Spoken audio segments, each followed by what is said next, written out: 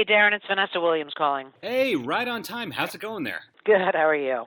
Great, thank you very much. So, somebody who hasn't seen you live before, what should they expect if they catch one of the two nights there at the Seneca? Is it focused on a particular part of your career? No, it's kind of focused on all parts. I start with my big hits from my first album, and then do my hits from starting at '88 and going all the way probably through '95, and then I do a Broadway section and go through some of the roles that I've played on Broadway, and then do some up tempos scattered here and there from my albums, and tell some stories in between about my career.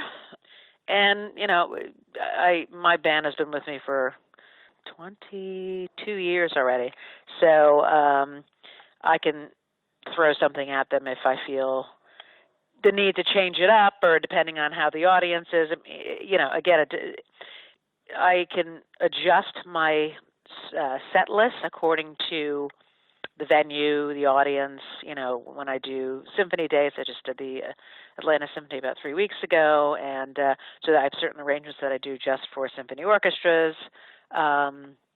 If it's a older crowd, I might do more standards. If it's a more R&B urban crowd, I might do more up-tempo R&B hits. So it's a well-rounded show with a little bit of everything, and the ones that the fans that only know me from television are going to be surprised, I guess, because this is me singing my own music, and a lot of people don't.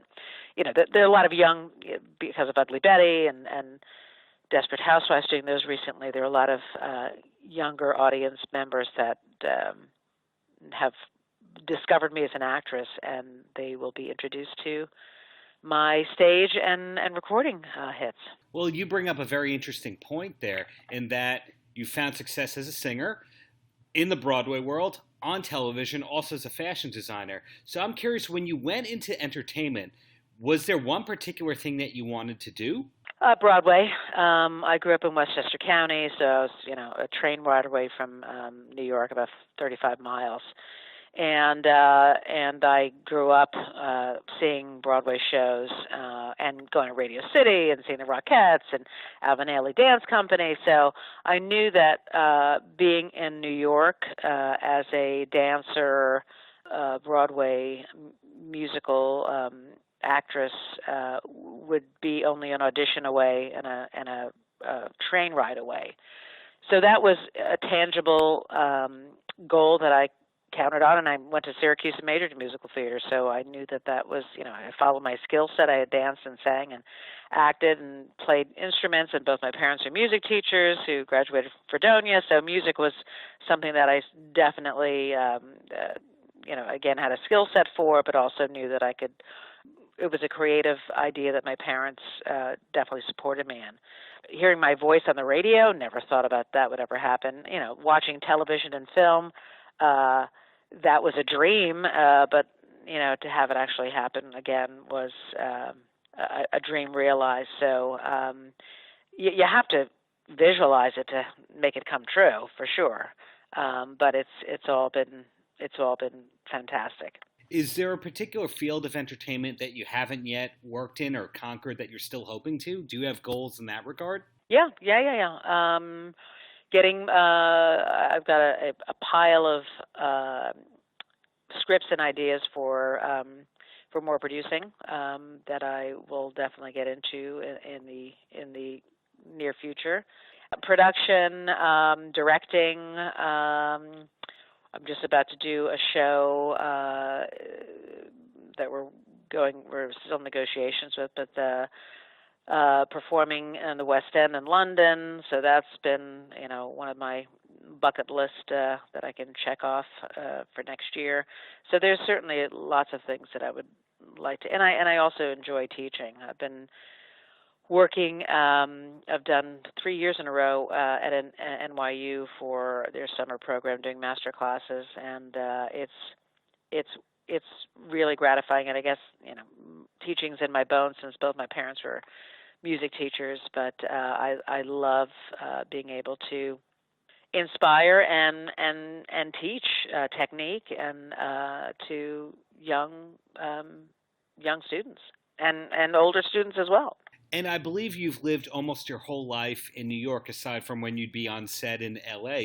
What is it that keeps you in New York all these years later? I lived in LA from 85 to 92, and then between the Rodney King beatings and the riots and Malibu was on fire, I decided to move back to New York with my girls were, I think, 5 and 3 at the time, and I wanted them to have a safe, normal life that they could feel the freedom of growing up as a child in an environment that I knew that was familiar to me. My parents lived close by. They ended up going to the same school system that I did, which wasn't part of the plan, but we found a house that we loved in the same town. So it gave them an opportunity to kind of be raised outside the limelight, and they've slowly crept into finding their own limelight, which has been wonderful. My middle daughter's a singer and travels all over the world, and my youngest daughter's in college, but also modeling and just finished doing a television movie and stuff. So they've found their way into the limelight, but they've had an opportunity to grow up as close to normal as I possibly could give them. So that's the number one reason why I moved back and stayed put for my children, which I have 4 of. And they've, been able to be exposed to everything in terms of my career. So it's kind of been the best of both worlds. That's wonderful. I saw that Sasha is doing some modeling and all that and getting some accolades. But back to you for a second here.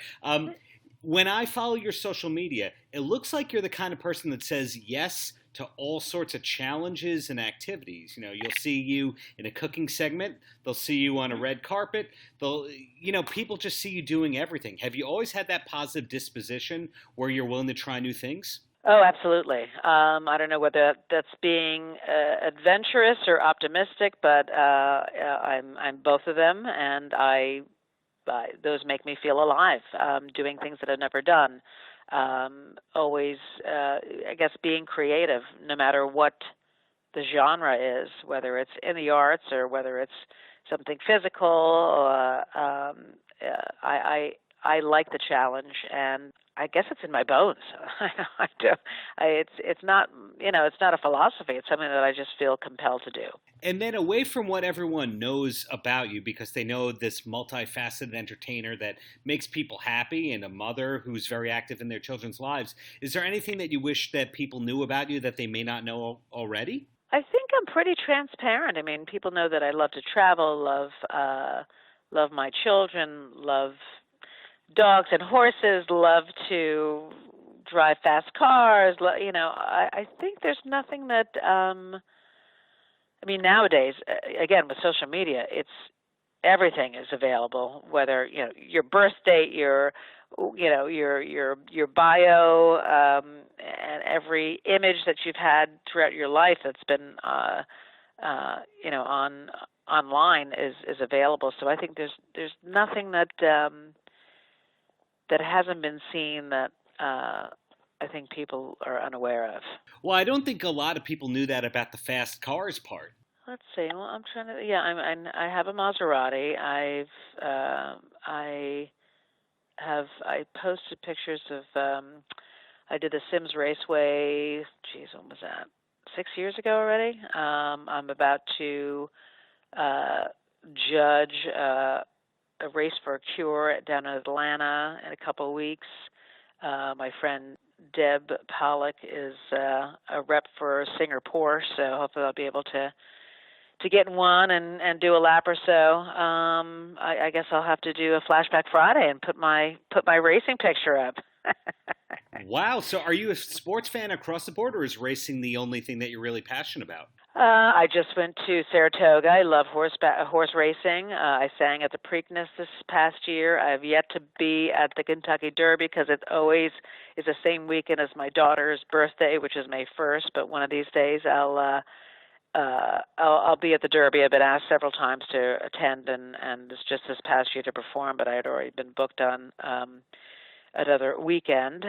So I love horse racing. I love tennis at the U.S. Open every year, and my dear friend Katrina Adams just was president of the USTA for the past 4 years, so it was lovely sitting in the president's box next to her.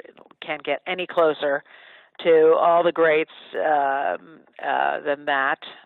Those are I'm a Yankees fan, so I went to 2 games this year, which they won, and I'm happy they're due. Well, they I think they played last night. Did they play last night? I know they played on Friday. I lost track of last night as a Mets fan, but what can you do?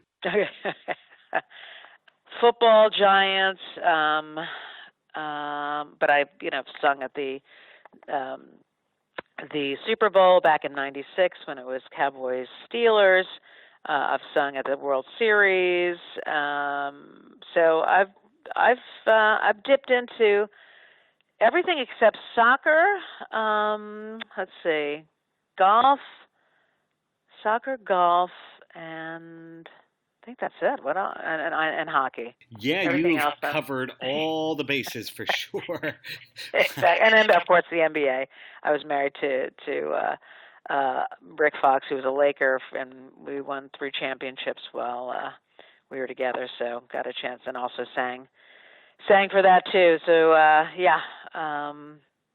guess sports has definitely been a part of my life as well. Thanks again for your time. So in closing, any last words for the kids? I'll be there the 4th and the 5th, and the biggest compliment I hear, or I guess the most frequent compliment, is, "Oh, wow, you sound just like your records." And so I guess that means that, yes, I'm singing on my records, and you will hear my voice actually singing. There are no tricks. It's me live, and you'll enjoy my tremendously talented band who are amazing, and everyone who's in my band is their own artists and have their own albums and producers and writers. So it's a really talented bunch, and we love each other, and we're a big family. So I hope they'll feel the love. I hope they'll enjoy the hits, and I hope they'll be moved.